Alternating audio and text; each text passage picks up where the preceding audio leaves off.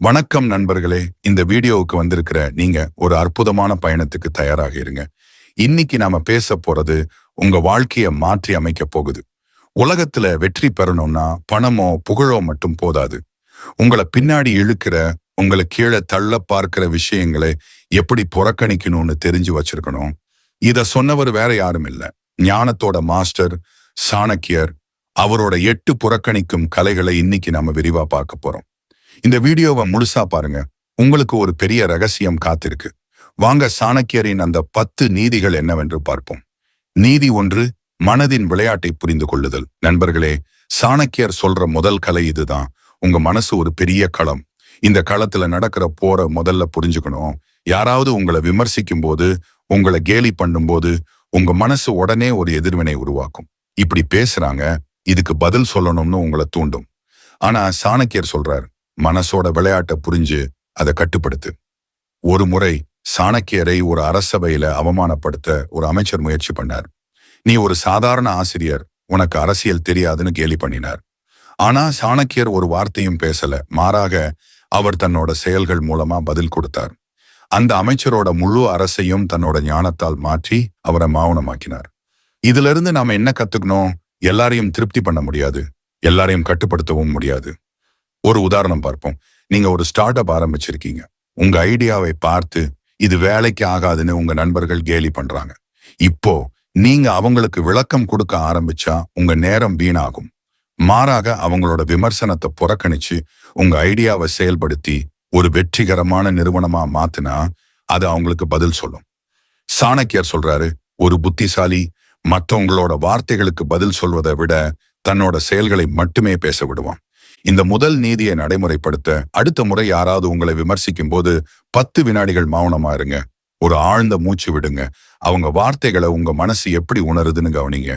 பிறகு அந்த விமர்சனத்தை புறக்கணிச்சு உங்க இலக்கை நோக்கி முன்னேறுங்க. இந்த சின்ன பயிற்சி உங்களை ஒரு வலிமையான மனிதனாக மாற்றும்.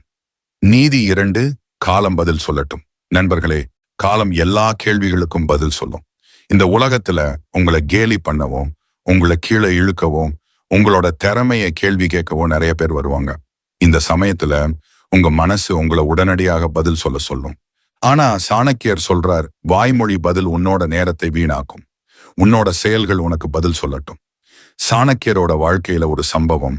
மகத நாட்டு அரசர் தனநந்தர் சாணக்கியரை அவமானப்படுத்தி, நீ ஒரு சாதாரண ஆசிரியர், உனக்கு அரசியல் தெரியாதுன்னு கேலி பண்ணினார். அந்த நேரத்துல சாணக்கியர் ஒரு வார்த்தையும் பேசல. மாறாக அவர் மனசுக்குள்ள ஒரு உறுதி எடுத்தார், நான் இந்த அரசையே மாற்றுவேன். அவர் தன்னோட மாணவனான சந்திரகுப்த மௌரியரை தயார் பண்ணி மகத நாட்டை வெற்றி கொண்டு ஒரு புது சாம்ராஜ்யத்தை உருவாக்கினார். அந்த வெற்றி தனநந்தருக்கு மிகப்பெரிய பதிலடியா இருந்துச்சு. ஒரு நவீன உதாரணம். நீங்க ஒரு கல்லூரி மாணவர், உங்க கனவு ஒரு பெரிய டெக் கம்பெனில வேலை பார்க்கணும். ஆனா உங்க நண்பர்கள் இது உன்னால முடியாதுன்னு கேலி பண்றாங்க. இப்போ நீங்க அவங்களுக்கு விளக்கம் கொடுக்க ஆரம்பிச்சா உங்க நேரம் வீணாகும். மாறாக உங்க திறமையை மெருகேத்து கடினமா உழைச்சு அந்த கம்பெனில வேலை வாங்கினா அது அவங்களுக்கு பதிலடியா இருக்கும். சாணக்கியர் சொல்றாரு, வெற்றி என்பது மௌனமான பதிலடி. இந்த நீதியை நடைமுறைப்படுத்த அடுத்த முறை யாராவது உங்களை கேலி பண்ணும்போது உங்க இலக்கை ஒரு காகிதத்துல எழுதுங்க. அந்த இலக்கை அடைய ஒரு சின்ன ஸ்டெப் எடுங்க. ஒவ்வொரு நாளும் அந்த ஸ்டெப்பை தொடருங்க. ஒரு நாள் உங்க வெற்றி அவங்களுக்கு பதில் சொல்லும். நீதி 3, வேண்டாம் என்று சொல்ல கற்றுக்கொள்ளுதல். நண்பர்களே, 3வது நீதி ஒரு சக்தி வாய்ந்த கலை. வேண்டாம்னு சொல்ல கத்துக்கோங்க. இந்த உலகத்துல நாம எல்லாரையும் மகிழ்ச்சி அடைய வைக்கணும்னு நினைக்கிறோம். நண்பர்கள், குடும்பம், சக பணியாளர்கள் எல்லாருக்கும் ஓகேன்னு சொல்லி நம்ம நேரத்தையும் ஆற்றலையும் வீணாக்குறோம். ஆனா சாணக்கியர் சொல்றார், அளவுக்கு அதிகமா நல்லவனா இருக்காதே, அது ஆபத்து.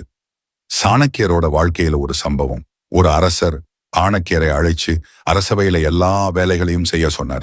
ஆனா சாணக்கியர் தெளிவா சொன்னாரு, நான் என்னோட முக்கியமான இலக்குகளுக்கு மட்டுமே நேரம் செலவிடுவேன். அவர் வேண்டாம்னு சொல்லி தன்னோட எல்லைகளை அமைச்சார். இதனால அவர் தன்னோட முழு ஆற்றலையும் சந்திரகுப்த மௌரியரை உருவாக்குறதுக்கும் ஒரு சாம்ராஜ்யத்தை கட்டமைக்கிறதுக்கும் செலவிட்டார். ஒரு நவீன உதாரணம். நீங்க ஒரு ஃப்ரீலான்சர், உங்களுக்கு ஒரு ப்ராஜெக்ட் வந்திருக்கு. ஆனா அது உங்களோட இலக்குகளுக்கு பொருந்தாது. உங்களுக்கு தெரிஞ்சவங்க இதை எடுத்துக்கோ, பணம் கிடைக்கும்னு சொல்றாங்க. இப்போ நீங்க வேண்டாம்னு சொல்ல கத்துக்கலைனா உங்க நேரத்தை வீணாக்குவீங்க. மாறாக உங்க இலக்குகளுக்கு பொருந்தாத விஷயங்களுக்கு வேண்டாம்னு சொல்லி உங்க ஆற்றலை சரியான இடத்துல செலவிடுங்க. சாணக்கியர் சொல்றாரு, ஒரு புத்திசாலி தன்னோட ஆற்றலை தேவையற்ற விஷயங்களுக்கு செலவிட மாட்டான்.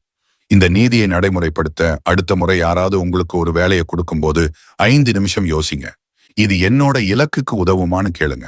உதவாதுன்னா மரியாதையா வேண்டாம்னு சொல்லுங்க. இது உங்களோட தன்னம்பிக்கையை வளர்க்கும். நீதி 4, விடுவிக்கவும் மறக்கவும் கற்றுக்கொள்ளுதல். நண்பர்களே, 4வது நீதி, விடுவிக்கவும் மறக்கவும் கத்துக்கோங்க. ஒரு விமானம் மேல பறக்கணும்னா அதோட எடை குறைவா இருக்கணும். அதே மாதிரி வாழ்க்கையில உயரமான இடத்துக்கு போகணும்னா கடந்த கால சுமைகள், கவலைகள், மற்றவங்க சொன்ன எதிர்மறை வார்த்தைகள் எல்லாத்தையும் கீழே போட்டுட்டு போகணும். சாணக்கியரோட வாழ்க்கையில ஒரு உதாரணம். அவர் தன்னோட இளமை காலத்துல பல அவமானங்களை சந்திச்சார். ஆனா அவர் அந்த அவமானங்களை மனசுல வச்சுக்கல. மாறாக அவர் அவற்றை மறந்து தன்னோட இலக்கை நோக்கி முன்னேறினார். இதனாலதான் அவர் ஒரு பெரிய சாம்ராஜ்யத்தை உருவாக்க முடிஞ்சது. ஒரு நவீன உதாரணம், நீங்க ஒரு உறவுல தோல்வி அடைஞ்சிருக்கீங்க. அந்த உறவு முடிஞ்சதுக்கு நீங்களே உங்களை குற்றம் சொல்லிக்கிட்டே இருக்கீங்க. இப்போ இந்த குற்ற உணர்ச்சியை விடவில்லைன்னா உங்க வாழ்க்கையில முன்னேற முடியாது. சாணக்கியர் சொல்றார், விடுதலையை உணரு, அப்பதான் உன்னோட இலக்கை நோக்கி வேகமா பறக்க முடியும். இந்த நீதியை நடைமுறைப்படுத்த ஒரு சின்ன பயிற்சி. ஒரு காகிதத்துல உங்களை பாதிக்கிற கடந்த கால நினைவுகளை எழுதுங்க. அப்பிறகு அந்த காகிதத்தை கிழிச்சு போடுங்க. இது உங்களுக்கு ஒரு மன விடுதலையை கொடுக்கும். விடுவிக்கவும் மறக்கவும் கத்துக்கோங்க. உங்க வாழ்க்கை இலகுவாகும். நீதி 5, உங்களை விளக்கிக் கொள்வதை நிறுத்துங்கள். நண்பர்களே, 5வது நீதி, உங்களை விளக்கிக் கொள்வதை நிறுத்துங்க.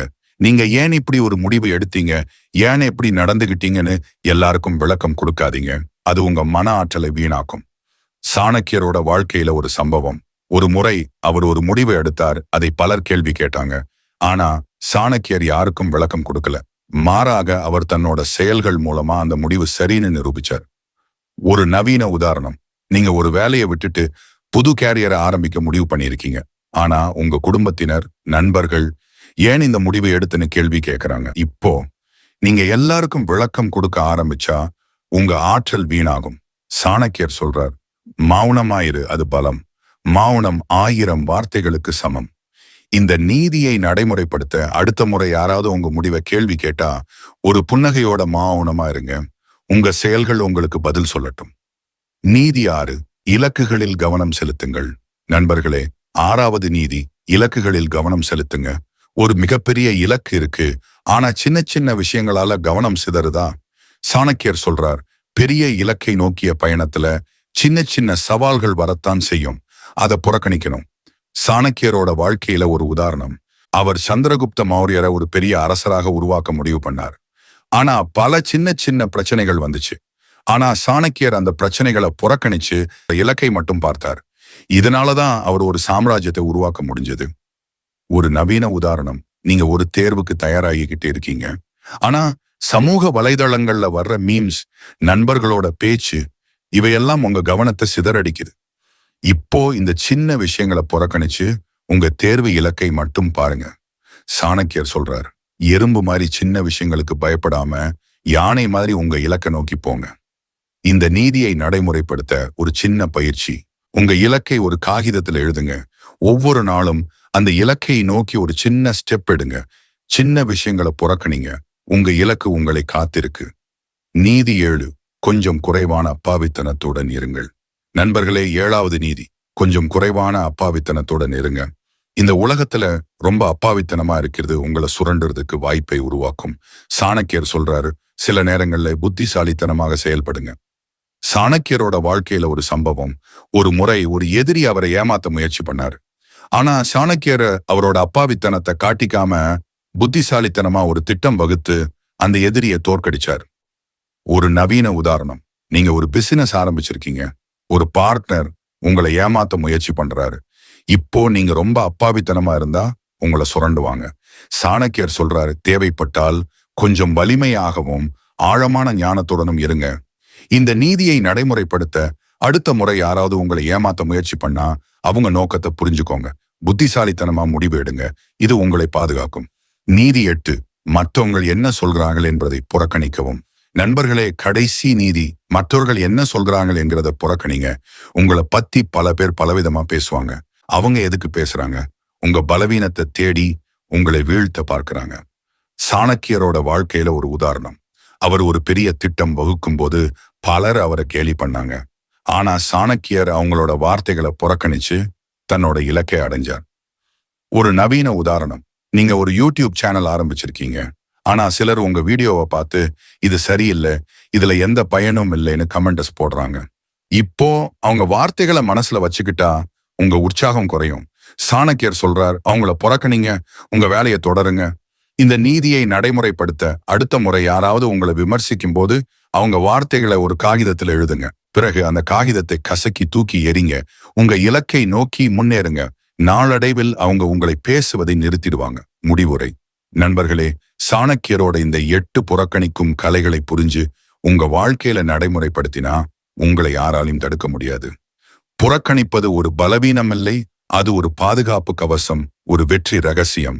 இந்த உலகத்துல உங்களை கீழே இழுக்க பலர் முயற்சி பண்ணுவாங்க. ஆனா இந்த 8 கலைகளை மனப்பாடம் பண்ணி உங்க இலக்கை நோக்கி முன்னேறுங்க. இந்த வீடியோவை பார்த்து உங்களுக்கு எந்த நீதி ரொம்ப பிடிச்சிருக்கு? எந்த நீதியை நீங்க உடனே உங்க வாழ்க்கையில நடைமுறைப்படுத்த போறீங்க? கமெண்ட்ஸ்ல சொல்லுங்க. இந்த வீடியோ உங்களுக்கு பிடிச்சிருந்தா மறக்காம லைக் பண்ணுங்க, உங்க நண்பர்களோட ஷேர் பண்ணுங்க. ஏன்னா இது அவங்களோட வாழ்க்கையையும் மாத்தலாம். சப்ஸ்கிரைப் பண்ணி பெல் ஐகானை கிளிக் பண்ணுங்க. இன்னும் இப்படி பல அற்புதமான வீடியோக்கள் உங்களுக்காக காத்திருக்கு. அடுத்த வீடியோவில் சந்திப்போம் நண்பர்களே. வாழ்க்கையை வெல்லுங்க, வெற்றி உங்களோடது.